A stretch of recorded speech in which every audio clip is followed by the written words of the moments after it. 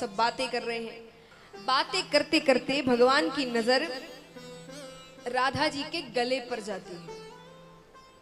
आज राधा जी ने बहुत सुंदर मोतियों का हार पहना था। वृषभानु जी बहुत धनवान थे, राधा जी के पिताजी नंद बाबा से भी ज्यादा धनवान। तो राधा जी नित नए नए हार पहन कर आती थी, कभी सोने का, कभी हीरे का, कभी किसी का, कभी आज उन्होंने मोतियों का हार पहना था, बहुत सुंदर। तो भगवान को वो दिखने में बहुत सुंदर लग रहा था। अब देखिए, हम शॉपिंग इत्यादि करने जाते हैं, कोई चीज अच्छी लगती है तो उसको बाहर निकालते हैं, है ना, फिर पकड़ कर देखते हैं कैसा है। तो भगवान को दिखने में वो सुंदर लगा, तो भगवान ने उसे ठीक से देखने के लिए हाथ आगे किया। राधा जी समझ गई थी कि उन्हें हार सुंदर लग रहा है और वो इसीलिए शायद हाथ आगे करेंगे। तो राधा जी ने सोचा थोड़ा हंसी मजाक करते हैं। तो जैसे ही भगवान ने हाथ आगे किया, राधा जी पीछे हट जाती है। भगवान ने पीछे हटने का कारण पूछा। राधा जी ने कहा, अरे कृष्ण, ये कोई सस्ता हार नहीं है, ये टूट गया ना तो तुम इसका मोल नहीं चुका सकते, बहुत कीमती हार है ये। चलिए, यहाँ पर मजाक चल रहा है, ठीक है, भगवान भी, पर कभी कभी जैसा मैंने कहा, मजाक की भी एक सीमा होती है और बड़ी पतली सी लाइन होती है, समझ भी नहीं आता कब हमने उस लाइन को उंगाल दिया है। तो राधा जी ने मजाक मजाक में कह दिया कि कन्हैया, ये इतना कीमती है कि अगर ये टूट गया ना तो नंद बाबा और यशोदा मैया बिक भी जाए तो इसका मोल नहीं चुका सकते। ठाकुर जी को बात बिल्कुल अच्छी नहीं लगी, पर भगवान और हम में एक अंतर है। अगर हम होते तो अभी तक बहुत झगड़ा हो चुका होता।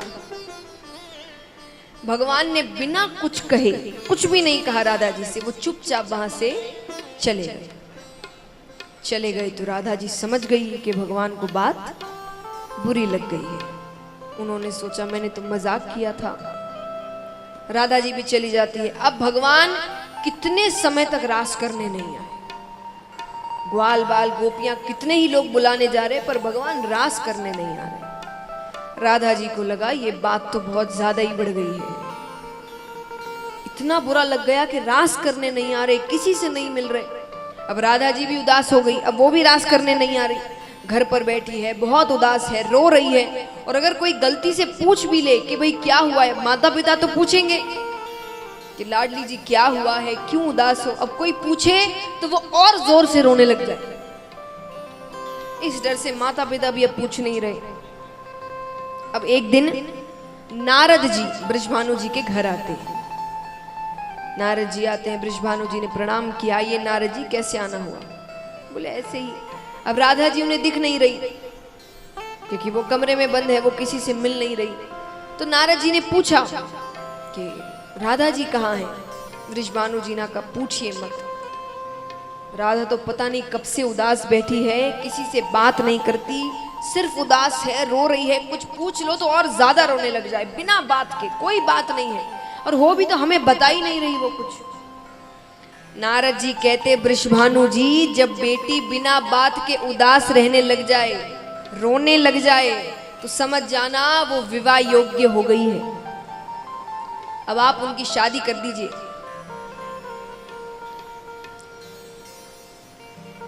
वृषभानु जी ने कहा शादी कर तो दूं, पर लड़का भी तो अच्छा मिलना चाहिए। अरे नारद जी कहते, बगल में छोरा हो, गांव में ढिंडोरा।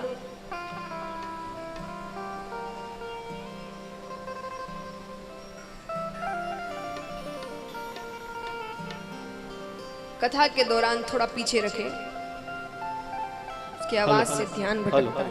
कैमरामैन से अनुरोध है कि जब कथा चले ड्रोन को पीछे ही रखे। प्रत्येक दिन आपको बोलना पड़ रहा है।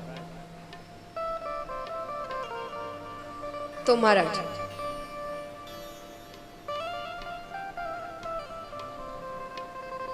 तो नारद जी ने कहा कि भाई बगल में छोरा और गांव में ढिंडोरा। वृषभानु जी ने कहा कौन सा छोरा? अरे बोले नंदराय का छोरा कृष्णा। नंदराय आपके मित्र हैं। आपका देखा दिखाया घर है, देखा दिखाया लड़का है, परिवार अच्छा है, हाँ बस लड़का थोड़ा चोरियां इत्यादि करता है तो वो भी माखन की चोरी, वो तो शादी कर दो सुधर जाएगा। अब देखिए हमारे समाज में बड़ी विचित्र चीज है कि एक लड़का और लड़की दोनों की शादी कब करनी है कैसे पता चलता है? जब लड़की अच्छी समझदार हो जाती है कि भाई हर चीज संभाल सकती है, परिवार को देख रही है, तो कहते भाई इसकी शादी कर दो, है ना। और जब लड़का ज्यादा ही बिगड़ जाता है तब कहते इसकी शादी कर दो, है ना। जब बहुत बदमाशी करने लग जाता तब कहते शादी कर दो, जिम्मेदारी आएगी तो सुधर जाएगा। तो नारद जी भी यही कह रहे हैं। नारद जी कहते हैं कैसे तो लड़का तो अच्छा ही है, बस हाँ माखन इत्यादि की थोड़ी चोरियां करता है, वो तो शादी होगी, जिम्मेदारी आएगी, सुधर जाएगा। और आपका देखा दिखाया घर है, आज किसी और के घर भेजो तो आपको थोड़ा सकुचाए भी कुछ कहने से पहले। आपके मित्र का घर है, थोड़ी सी भी दिक्कत होती है आप बेझिझक जा सकते हैं कि अरे नंदराय तुमने ऐसे कैसे कह दिया, राधा को ये बात अच्छी नहीं लग रही, क्योंकि वो आपके मित्र है, उनसे तो आपको कोई हिजक या शर्म है नहीं। बृषभानु जी कहते बात तो सही है।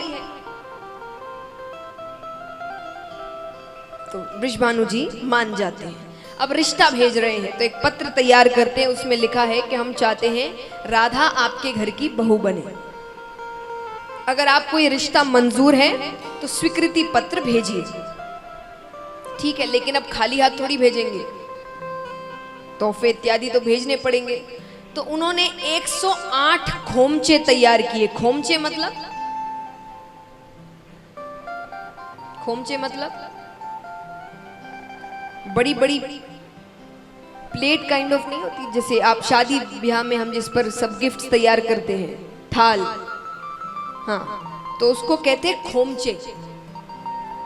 तो उन्होंने 108 खोमचे तैयार किए, सब में कुछ ना कुछ रखा, किसी में कपड़े, किसी में जेवर, किसी में मेवा मिष्ठान, किसी में मिठाइयाँ। एक खोमचा खाली बच जाता है तो बृषभानु जी ने उसमें मोती भर दिए, खूब सारे मोती, और वो 108 खोमचे पत्र के साथ नंद बाबा के घर जाते हैं। अब नंद बाबा के घर गए, अब सब देख रहे हैं पत्र में क्या लिखा है। ठाकुर जी वहीं पर घूम रहे हैं, दिखा नहीं रहे कि वो बड़े खुश हैं, लेकिन बस कनखियों से देख रहे हैं क्या क्या आया है, क्या लिखा है। खुश बहुत है वो अंदर से। नंद बाबा भी बड़े प्रसन्न होते हैं, कौन राधा जी को अपने बहू नहीं बनाना चाहेंगे। तो स्वीकृति पत्र तैयार कर रहे हैं। फिर सोचा कि खोमचे सिर्फ खाली थोड़ी भेजेंगे, कुछ ना कुछ तो इनको भी भरकर भेजना पड़ेगा। तो सेवकों से कहते हैं कि पहले तो सबको खाली करो, उसके बाद हम अपने सामान रखते हैं। तो सब खाली कर रहे धीरे धीरे। तो नंद बाबा हर थोड़ी देर में वहां पर एक ना एक राउंड मार रहे हैं, ये सब सामान सही है कि नहीं है। तो अचानक यहाँ पर ठाकुर जी आते हैं और अंत में जो मोतियों का खोमचा रखा था उससे एक मुट्ठी मोती उठाए और चले गए। नंद बाबा फिर से घूमने आए तो मोती कम लग रहे हैं, और सेवक अभी तक मोतियों के खोमचे तक पहुंचे हैं नहीं, तो ये मोती कम कैसे हुए। सेवकों से पूछा कि मोती कम लग रहे हैं। तो नंद बाबा ने सेवकों से पूछा कि यहाँ कोई आया था क्या। सेवकों ने कहा कृष्ण बलराम आए थे। नंद बाबा कहते घर में ही चोर है, किसी और से क्या पूछना। नंद बाबा ने कहा कन्हैया तूने यहाँ से मोती उठाए। ठाकुर जी कहते हाँ उठाए। अरे आज तो मान गया, हर बार मना कर देता है मैंने कुछ नहीं किया, क्यों उठाए। बोले मैंने मोतियों की खेती कर दी है। अरे अभी तक तो पेड़ भी लग गए हो। नंद बाबा कहते उन्हें अब लग रहा है कि मजाक करता है ये, कहाँ खेती कर दी जरा दिखाना। बोले घर के पीछे। बोले चलो देखते हैं। घर के पीछे गए तो सच में बड़े बड़े पेड़ लगे हैं, और जैसे अंगूर के गुच्छे लटकते हैं वैसे मोतियों के गुच्छे लटक रहे हैं। बोले सामने सरकार की। ये सब क्यों किया भगवान ने। अब भगवान कहते एक नहीं पूरे 108 खोमचे मोतियों से भरकर भेजो। 108 खोमचे मोतियों से भरकर भेजे जाते हैं। अब सब खोमचों पर कपड़े रखे हैं। तो राधा जी अब सब पे कपड़े रखे हैं। राधा जी एक बार के लिए तो प्रसन्न होती है, क्योंकि स्वीकृति पत्र आया है, यानी रिश्ता मंजूर है। एक बार के लिए चेहरे पर मुस्कुराहट है, तुरंत भाग कर आती है देखने क्या क्या सामान आया है ससुराल से, क्या क्या भेजा है। पहला कपड़ा हटाते हैं, मोती, दूसरा मोती, तीसरा मोती, चौथा बाहर वाले को किसी को नहीं पता, सबको अच्छा लग रहा है, पर राधा जी को अंदर से पता है कि इन मोतियों का अर्थ क्या है, ये भगवान ने भेजे हैं। क्या दिखाने को कि हमारे घर में भी मोतियों की कमी नहीं है। तुमने तो एक हार पहना था, उस एक हार का कितना मोल होगा। वो 108 खोमचे मोतियों से भरकर भेजे गए। अब तो राधा जी और जोर से रोने लग जाती है कि यानी इतनी बुरी लग गई बात कि यहाँ, वरना कोई छोटा सा झगड़ा होता तो बात शादी की हो रही है, इसमें तो सब झगड़े भूल जाए कि छोड़ो भाई पुरानी बातें। उनको इतनी दिल पे लग गई है बात कि वो इस हाल में भी मुझे बता रहे हैं। तो राधा जी बहुत उदास, अब खाना पीना सब बंद, खूब रो रही है। तो बात ज्यादा सीरियस हो जाती है। तब वृषभानु जी ने एक ऐलान किया। वृषभानु जी ने कहा राधा रो रही है, भोजन नहीं कर रही है, बहुत उदास है, अगर कोई वो इसके चेहरे पर मुस्कुराहट ले आएगा उसे मुंह मांगा इनाम दिया जाएगा। अब बात बरसाने से वृंदावन तक पहुंचती है। सच्चा प्रेम क्या होता है, झगड़ा कितना ही हो जाए, बातें कितनी ही हो जाए, आप उनकी चिंता करना नहीं भूल सकते। अगर वो तकलीफ में है तो आप सारे झगड़े भूल जाएंगे। यहाँ जैसे ही पता चलता है कि राधा जी उदास है, रो रही है, भोजन नहीं करे, अब भगवान का मन विचलित होने लगता है। अब भगवान कहते हैं अब तो मनाना पड़ेगा कैसे भी, लेकिन सीधे सीधे कैसे जाऊं, क्योंकि भगवान भी सोच रहे क्या पता ये बात सच है नहीं है, और अगर मैं चला गया तो वही कह देगी आ गए मनाने, एक खबर मिली नहीं कि सब बातें भूल गए, तुरंत आ गए मनाने। बलदाऊ भैया कह देंगे शादी पक्की हुई नहीं कि चला जोरू का गुलाम। तो मनाना है, पर कैसे मनाए, तब उनका ध्यान यशोदा मैया पर जाता है। तब उन्होंने उनके कमरे में जाते हैं, घाघरा चुन्नी इत्यादि लेते हैं, खूब सारी चूड़ियां इकट्ठा करते हैं और मनिहारी का वेश बनाकर भगवान बरसाने की गलियों में घूम रहे हैं। राधा जी के घर के नीचे आवाज लगा रहे हैं चूड़ी ले लो, चूड़ी ले लो, लाल हरी पीली नीली चूड़ी ले लो। अब देखिए वो राधा जी को कैसे मनाते हैं।